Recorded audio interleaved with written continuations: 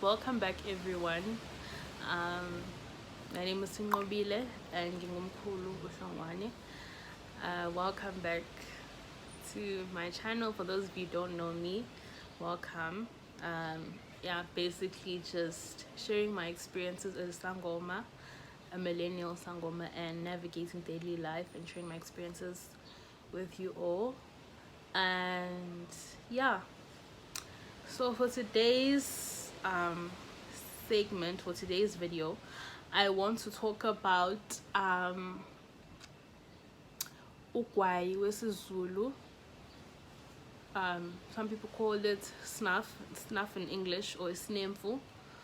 And its uses, what it's made of, and all of that, and why it's why it's used.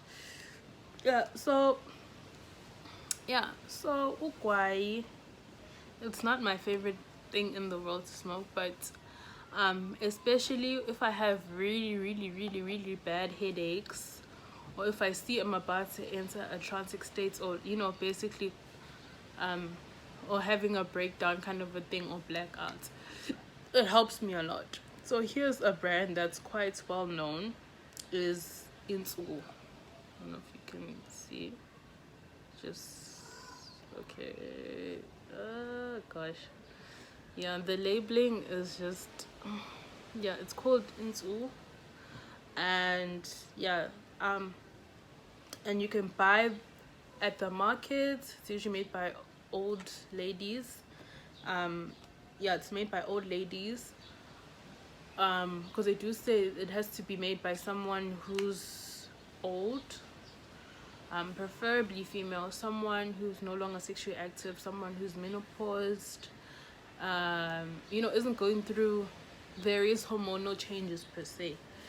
And and let me show you the contents of it. Okay, so here it is. I don't know if you can, let me just pour some out.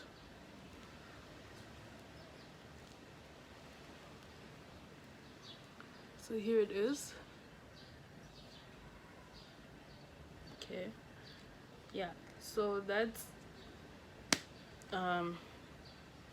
it's Insu Gwai, because it's written, but the packaging's yellow, so you can't really see it. So this was a container I got, but usually some of them just wrap in like small plastic bags, like just tiny, and it's usually sold for like around about 10 rand. During the lockdown period, it was sold for like 50 rand, so it's not expensive, and a little goes a long way. It's made from dried aloe leaves in Tlaba, and dried tobacco.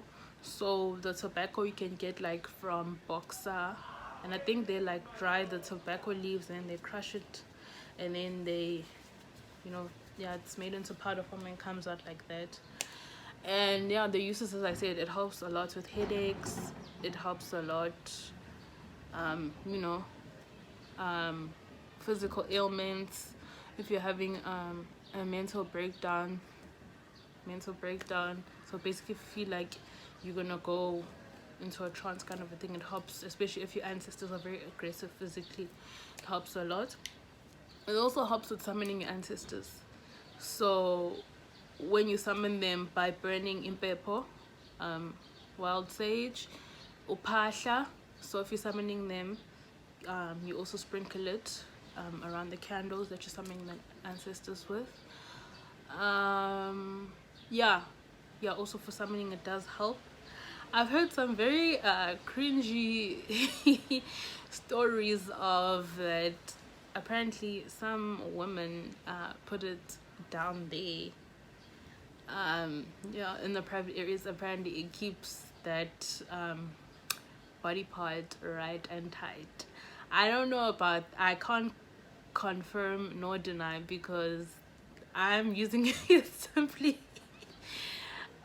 for my spiritual purposes, like in terms of being able to, it helps like basically with reducing my anxiety and all of that.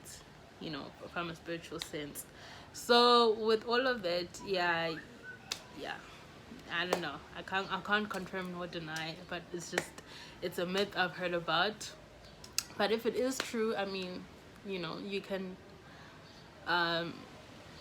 yeah, you can share in the comments. I would like to know. I'm curious, but I'm not curious enough to try. Like, I'm just shocked because it's very strong, very potent. So I'm just wondering, like, because when you smoke snuff, you can either inhale a little bit up your nose, and then or some you can just stuff it in here in your mouth, and then when you're fine, you either blow your nose or you spit it out.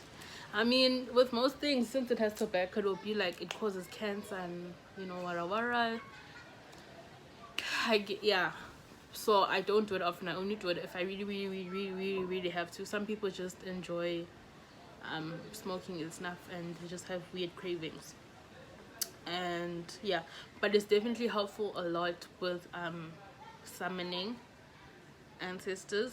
I would say personally, I prefer smoking it through my nose, inhaling it, than putting it in my teeth. I don't know. I don't know if what has happened to me is a result of putting in my mouth, but there was a time where, like 2 months back, I had a chipped tooth. So as I said, I don't know if it was a result of putting it here, if maybe there was a result of that, or if it just injured chipped on its own accord. But it could have weakened my teeth. I don't know. But since then, I stopped here, and because some people have mastered the art of putting it here and are still able to talk. I struggled. Like, I'm not a professional at that, and so I prefer putting in my nose, and then I blow my nose and I go about my daily life. It helps a lot, especially with body aches and cramps. It helps a lot. But one thing I can tell you is that before I started using it, high shame, I used to think it was the most ghetto thing on earth, and I used to be like, oh my god, people who smoke this thing are so wretched. Like, I used to be like, ugh.